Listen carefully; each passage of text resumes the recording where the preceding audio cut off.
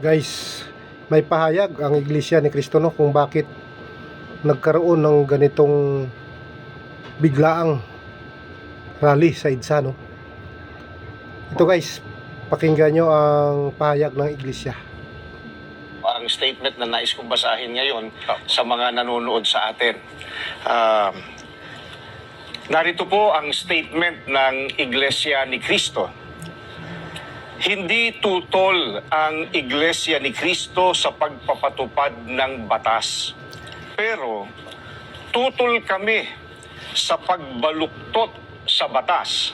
Tama. Lalo na kung ang layunin ay para pagtakpan ang katiwalian. Yun, tama yun. Gaya ng alam ng marami, si Senator Dante Marcoleta ay nanguna sa pag-iimbestiga sa isa sa pinakamalaking pandarambong na naganap sa ating kasaysayan. Tama. Sinimulan niya ito nang siya pa ang chairman ng Blue Ribbon Committee ng Senado. Subalit, pinalitan ng liderato ng komiting ito. Gayunpaman, itinuloy niya ang paghahanap ng hustisya para sa atin na mga mamamayan. Ang ipinagtataka namin ay kung bakit siya na nagsusulong sa pag-expose ng mga sangkot sa napakalaking pagnanakaw sa Pilipinas ang kakasuhan at ipakukulong sa halip na ang mga na-expose. Tama. Ang ikinakaso kay Senator Marcoleta ay plunder na isang non-bailable crime.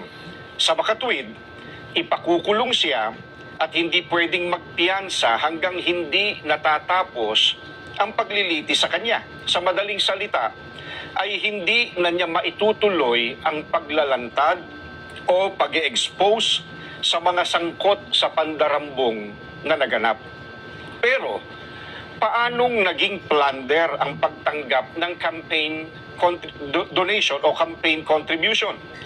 Hindi naman galing sa kabangyaman ng Pilipinas ang tinanggap niyang donation mula sa mga sumuporta sa kanyang pagkandidato bilang senador.